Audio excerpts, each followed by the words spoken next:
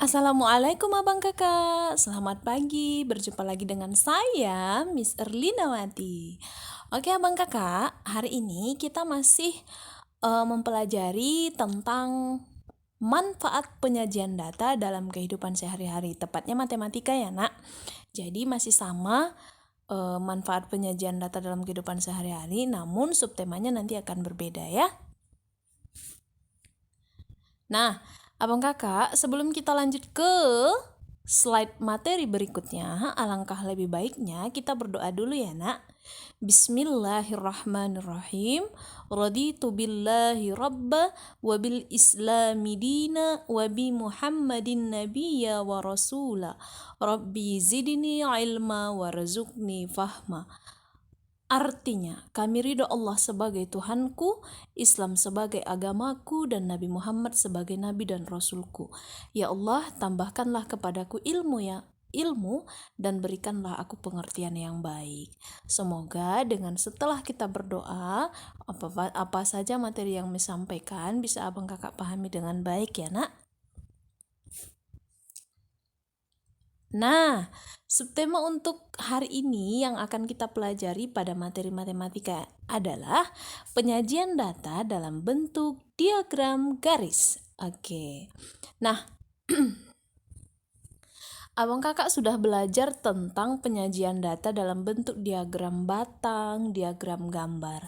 Nah, sekarang kita akan melihat seperti apa data kalau disajikan dalam bentuk diagram garis. Nah, menyajikan data dalam diagram garis hampir sama dengan langkah-langkah menyajikan data dalam bentuk diagram batang maupun gambar. Diagram garis biasanya digunakan untuk menunjukkan pertumbuhan atau perkembangan suatu hal yang berkelanjutan. Adapun kekurangan dari diagram garis ini adalah hanya bisa digunakan untuk data berkala, tidak bisa data lainnya. Nah, yang kedua, perlu ketelitian yang tinggi dalam membaca diagram garis. Nah, jadi abang kakak ternyata untuk diagram garis ini sendiri memiliki kelemahan ya. Dia hanya bisa digunakan hanya untuk data yang berkala, artinya berkelanjutan. Baiklah, kita lanjut. Nah, contoh hasil pengukuran tinggi kecambah setiap hari adalah sebagai berikut.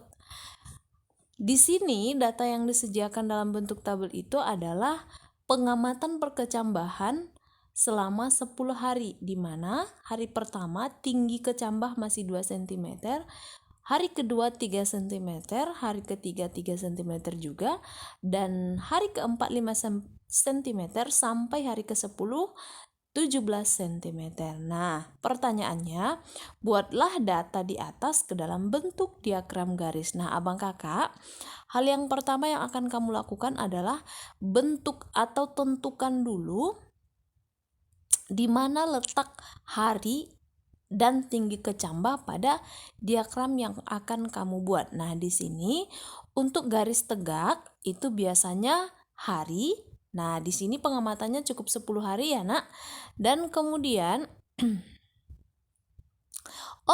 misalnya untuk garis tegak itu adalah tinggi kecambah, dan untuk garis mendatar adalah hari. Nah, itu dia. Untuk hari pertama tinggi kecambah itu 2 cm. Silakan kamu lihat titik-titiknya. Kemudian untuk hari kedua itu 3 cm. Nah, 3 cm tidak dituliskan di situ ya, Nak. Langsung 4, 6, 8, 10, 12, 14, 16, 18. Nah, 3-nya letaknya di tengah-tengah antara 2 dan 4. Kemudian untuk hari ketiga itu masih 3 cm. Berarti garisnya lurus. Ditarik karena dia panjang atau tinggi kecambahnya itu masih sama. Dan untuk hari keempat itu tingginya sudah 5 cm. Sampai hari ke-10 tingginya sudah mencapai 17 cm. Nah, jadi langkah terakhir yang harus abang kakak lakukan adalah tinggal menarik garis dari hari pertama tinggi kecambah sampai hari terakhir tinggi kecambah. Begitu ya, abang kakak. Jadi kalau untuk diagram garis ini sangat mudah sekali. Abang kakak tinggal menarik garis setelah menentukan data pada garis tegak dan garis mendatar. Nah, berbeda dengan diagram gambar dan diagram batang ya, Nak. Oke. Nah, di dalam Al-Qur'an surah Al-Anbiya ayat 33 juga sudah dijelaskan. Bismillahirrahmanirrahim. Wa huwallazi khalaqal laila wan nahara wasyamsa wal qamar kullum fi falaki yasbahun. Artinya, dan dialah yang telah menciptakan malam dan siang, matahari dan bulan, masing-masing dari keduanya itu beredar di dalam garis edarnya. Nah, maksudnya adalah data yang kita sajikan itu sesuai dengan tinggi kecambah yang tumbuh. Jadi sesuai dengan garis edarnya, sesuai dengan tinggi yang diamati. Jadi tidak akan berlebih dan tidak akan berkurang kalau misalnya kita mengamati datanya itu dengan baik. Begitu ya, Nak, maksud dari penjelasan Al-Qur'an surah Al-Anbiya terhadap materi yang sedang kita pelajari ini. Oke, thank you untuk Abang Kakak sudah melihat video Miss sampai terakhir. Semoga apa saja yang Miss sampaikan bisa Abang Kakak pahami dengan baik dan benar ya, Nak. Oke, pesan Miss, jaga kesehatan, tetap menggunakan masker ketika keluar rumah, kemudian konsumsi terus buah yang kaya serat. Jangan lupa anak-anak Miss tetap menutup auratnya ya. Oke, Miss tutup. Assalamualaikum warahmatullahi wabarakatuh.